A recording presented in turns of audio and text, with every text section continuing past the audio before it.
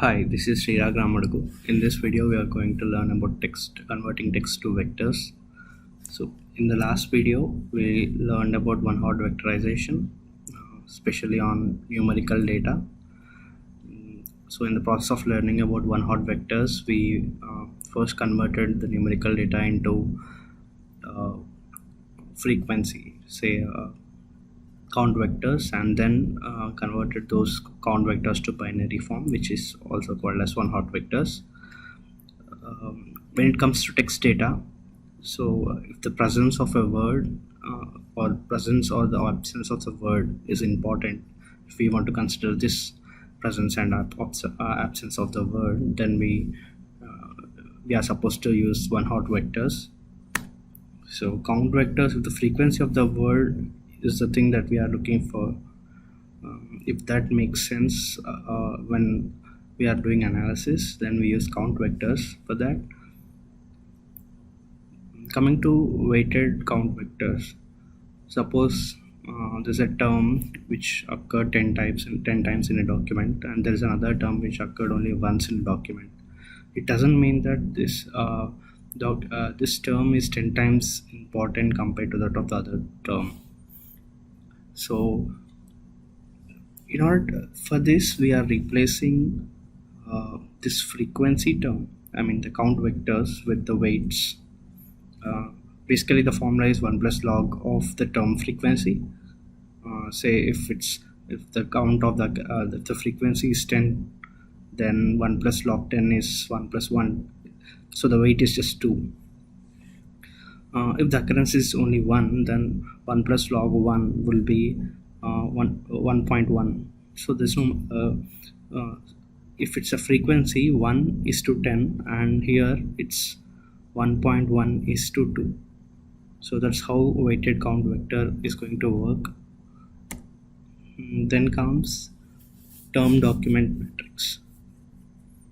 So whenever we try to analyze text data, we don't find any numerical sense to analyze it, or we don't literally take the text,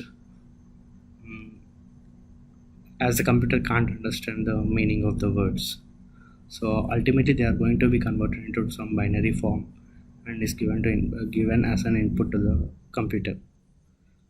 So mostly these documents are converted to bag of words, and those bag of words we are going to as part of vectorization, we are going to convert them to term document matrix.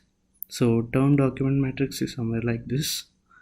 So in the x-axis we see the terms, term 1, term 2, term 3, so on to term m, and in the y-axis we see the documents, document 1, document 2, document 3, and so on to document m.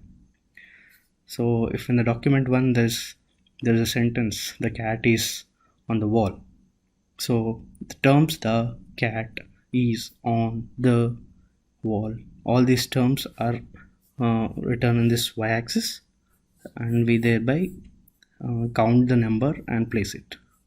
This is term document matrix.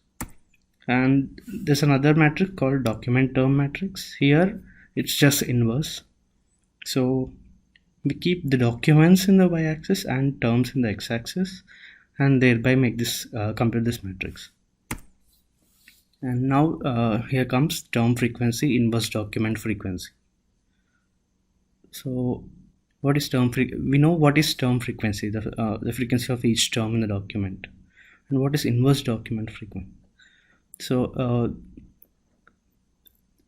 the vectorization methods that we learned till now, they all consider each document in a corpus independently and does not consider commonality across these documents.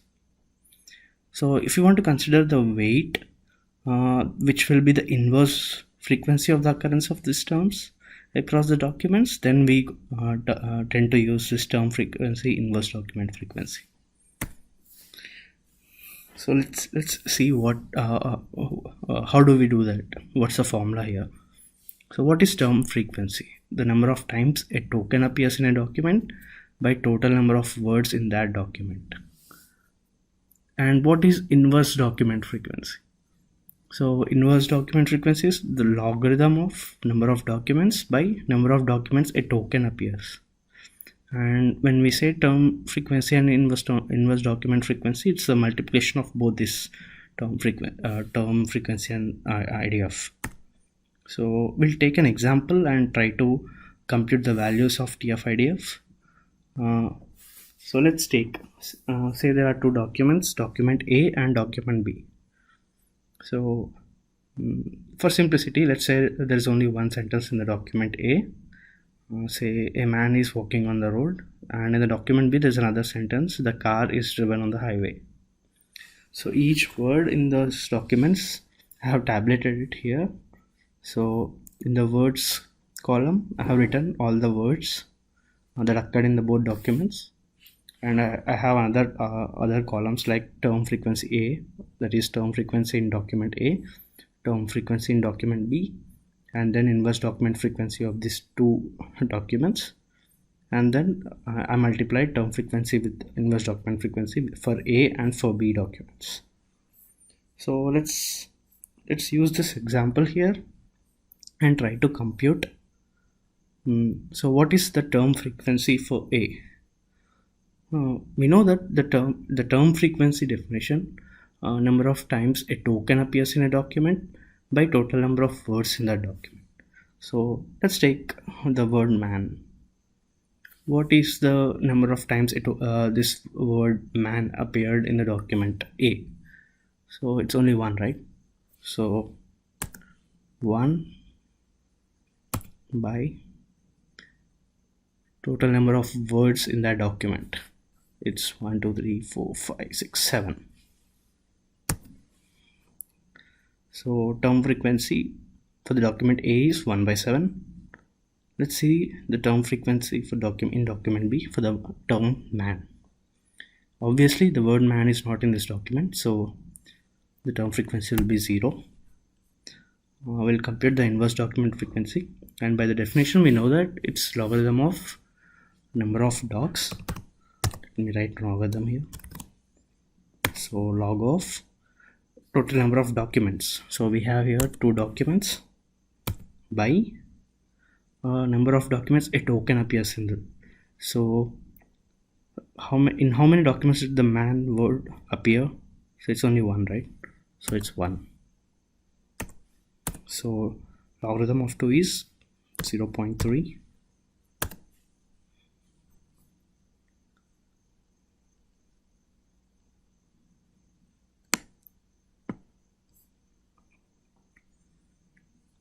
Now let's multiply term frequency with inverse document frequency. So 1 by 7 into 0.3. This should be almost 0.04, and for document B it should be 0.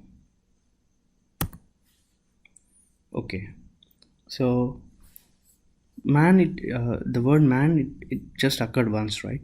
So let's take another example, say the, because it occurred multiple times. We'll see how much term frequency inverse document frequency would this word generate. So the term frequency for document A for the token the, so as per definition, it's number of times a token appears in a document. So how many times did that token appear in this document? It's 1, right? 1 by total number of words in the document, 7. And in the document B it's 2 by 337. So let's compute the inverse document frequency. It's the logarithm of total number of documents, and in how many documents did this word appear? 2. So this should be 0.